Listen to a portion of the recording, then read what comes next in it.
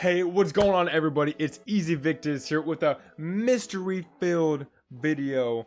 Today, my peeps, we'll be discussing one of the highest regarded and sought out questions of Avatar, the Last Airbender series, which is what happened to Azula and Zuko's mom.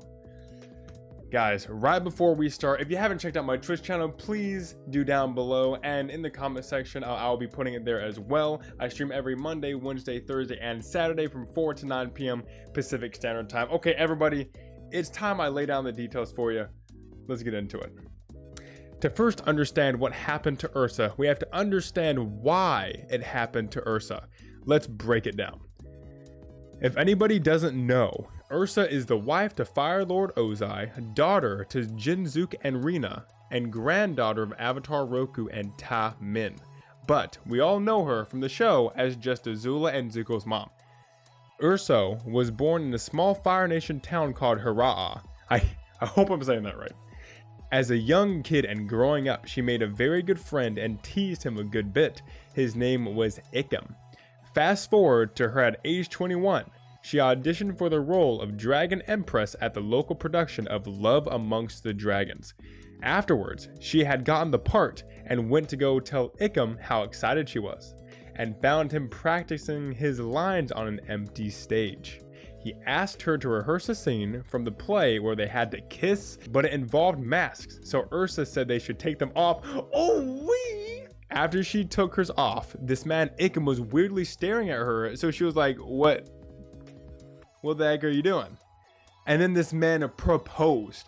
Oh, hell yeah. I mean, he could have been a little smoother, but I give it to him. He landed an awesome lady like Ursa.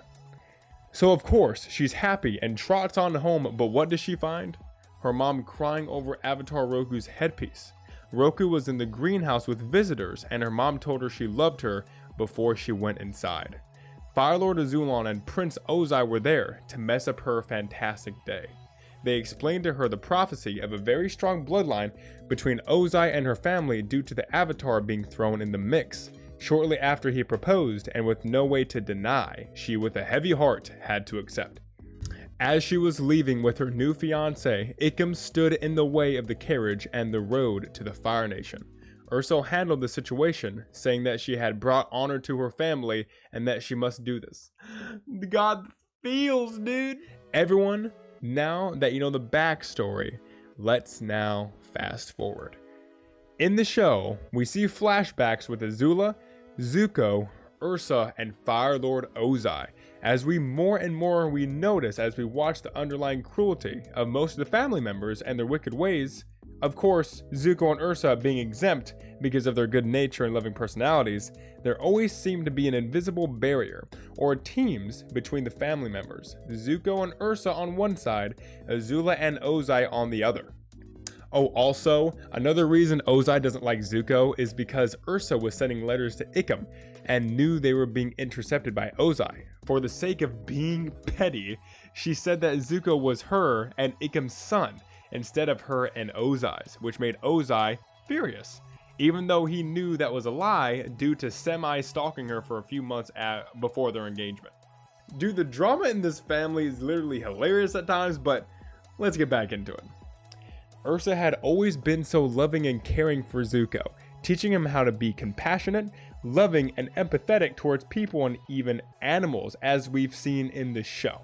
While Azula got the cold shoulder from her mother, due to her wicked and manipulative and sometimes violent personality, which definitely put her mother off and made her wonder and worry for her daughter. As we all know, Fire Lord Ozai is one power-hungry boy, and this is the main reason why Ursa's tragedy happened. At this time, the Fire Lord is Azulon, which is General Iroh's and Ozai's father. Iroh, being the older brother, was the rightful heir to the throne, and at this time was undergoing his siege of Ba Sing Se. It was during this drawn-out and intense battle with the Earth Kingdom soldiers that a terrible thing happened. Iroh's son Lu Ten lost his life in battle. Mourning and obviously devastated by what happened, Iroh pulled out his forces from Ba Sing Se and was ready to return home. Before Iroh was back home though, Ozai had talked to his father about him becoming Fire Lord instead of his brother Iroh, who was the rightful heir. This angered and made Azulon big time mad, so he ordered Ozai to kill his own son Zuko for him to feel the pain of losing a son, just like Iroh had. But as I mentioned earlier, Ozai and Azula have a little problem with Ursa and Zuko, and Ozai would have no problem doing away with Zuko. But Ursa found this out. In the Avatar comic book named The Search, we found out that Ursa pleaded with Ozai to let Zuko live, telling him she would do anything to keep him safe. That's when she brings up that she knows how to make an untraceable poison and would put it in Azulon's tea so Ozai could become Fire Lord and not worry about killing Zuko. Ozai agreed, but banished Ursa because he didn't want the risk of her using the same poison against him sometime later. And that's the true reason she was banished. And the fake story of Azulon dying in his sleep is very wrong and made up by Ozai himself. But what happened after she was banished? This is where it gets interesting. After being banished and sent away by Ozai, she returned to her hometown of Hira'a by boat. As she made her way to her old home, it was opened by a small girl, who informed her that her parents had passed away years prior. Extremely sad and not sure where to go, she went back to the theater, where her and Ikkum had gotten engaged years before. A man named Norn had thought she was looking for a role in the next play, but saw and recognized that she was the princess of the Fire Nation, or ex-princess, and invited her over for breakfast. She accepted. As they ate, he referred to her as Ursa, which made her confused as to how he knew her name, and prompted to leave. But he stopped her and told her that he was actually Ikkum, and had his face and identity changed by the Mother of Faces. I love this world and all of its weirdness. Like, this man went to someone who specializes in taking off your face and presenting you with a new one, and I think that's pretty crazy. Like, I feel like I would never be able to pick a face, or like I wouldn't like the one that I get. It's just freaking crazy.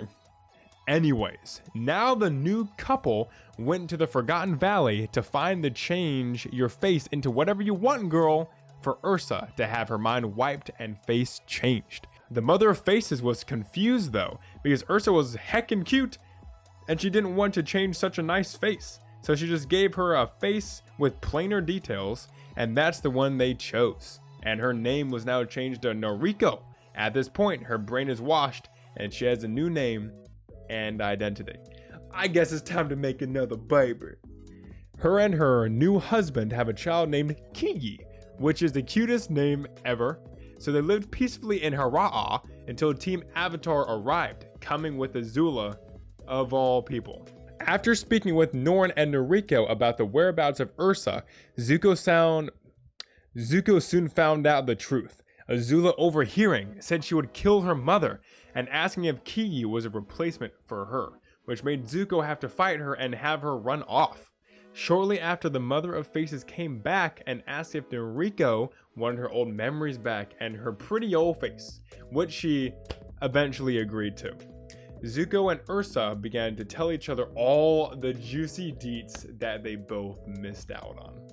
They now got onto a ship and made plans to go back to the now safe Fire Nation with Zuko and Team Avatar, but not before getting visited by Iroh and Suki in the submarine, where Iroh and Ursa had a heartfelt talk with him, saying how sorry he was for his family and what they did to her, with her replying that his presence had always given her hope. Oh, also, as all this is going on, Kiyi is still getting used to her mother's now changed face, even though it was her original, but not the one she grew up with. So she's still getting used to that. So now, they all started living in the Fire Nation all together, but the peace was very short-lived.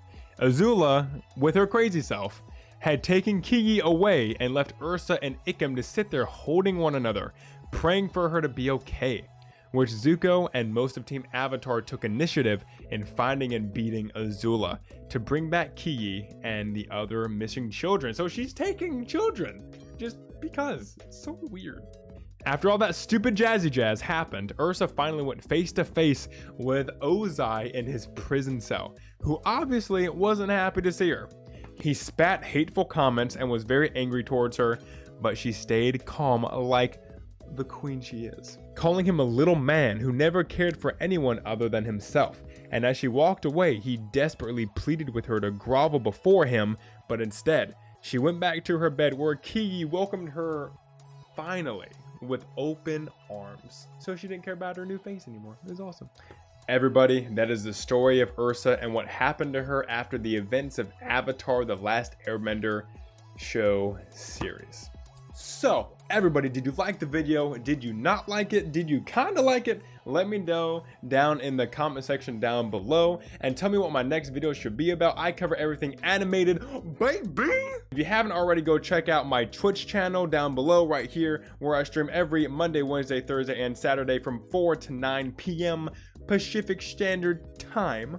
Also, stay notified when my next video comes out by clicking this little bean right here to subscribe, as well as right here you'll see my latest video on talking about why Azula's fire is blue in Avatar: The Last Airbender. And everyone, thank you so much for watching. Stay safe and have a great day.